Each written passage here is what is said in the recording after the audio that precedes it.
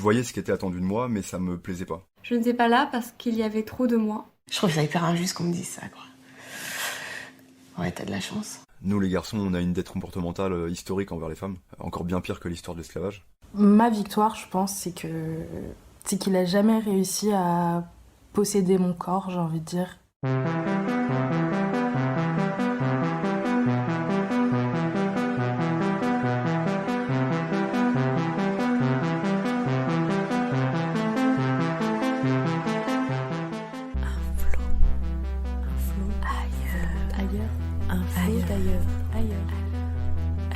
Un flot d'ailleurs, un flot d'ailleurs.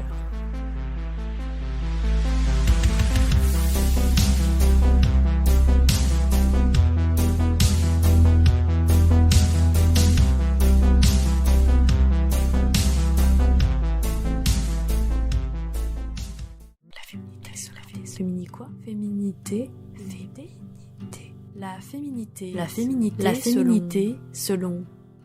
La féminité selon Justine. Est-ce que tu aimes être une femme ? Je crois que oui, j'aime être une femme. Je ne pense pas que ce soit mieux qu'être un homme, ni moins bien, mais j'aime être une femme. Femme, c'est un mot qui donne l'air mature et qui veut dire qu'on n'est plus une fille. Alors je ne sais pas si je suis déjà vraiment une femme. J'ai l'impression que je ne le serai jamais complètement. Au fond, je crois que je resterai une enfant toute ma vie. Mais être du sexe féminin, ça me plaît. Mon corps me plaît, j'aime avoir des seins et pouvoir les toucher devant un film. Si j'étais un garçon, je ne pourrais pas le faire, à moins d'avoir une copine qui me laisse le faire, mais ça fait déjà trop de conditions. Ah, et j'ai pensé à une autre raison de pourquoi j'aime être une femme. Je peux porter mon enfant dans mon ventre. Et ça, c'est dingue. Féminité, ça veut dire quoi ? Pour moi, féminité, ça ne veut plus dire grand-chose. Ça voudrait dire un attribut personnel propre à la femme, et finalement, on a toutes tellement de différences. Pour moi, nos corps et nos esprits sont féminins à partir du moment où on a envie qu'ils le soient. C'est difficile à expliquer et peut-être à comprendre, mais le schéma de féminité que la société nous impose, il est très réducteur, et très peu de femmes s'y reconnaissent au final. Alors la féminité, je crois que ça devrait être la vision que chacune a d'être une femme. Que vois-tu dans un miroir ?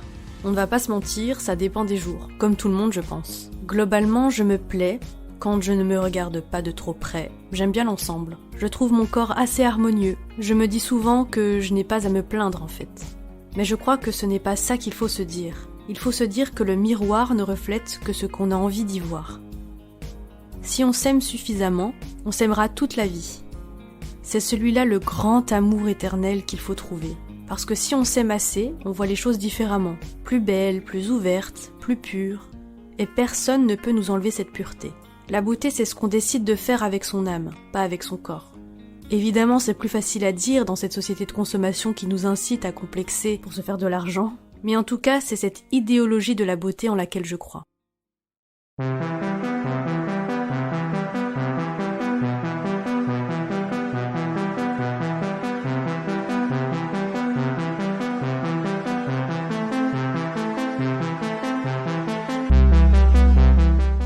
Tu viens d'écouter l'épisode 6 d'Un flot d'ailleurs, produit par Rester dans le flot.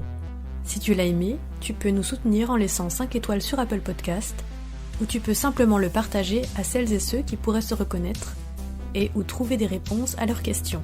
Si tu souhaites rejoindre la communauté de Rester dans le flot et découvrir tous les autres podcasts sur la thématique de la résilience, rejoins-nous sur nos réseaux sociaux, le lien est dans la description. Merci pour ton écoute, à très vite pour un prochain épisode. Et n'oublie pas, ailleurs, c'est ici et maintenant.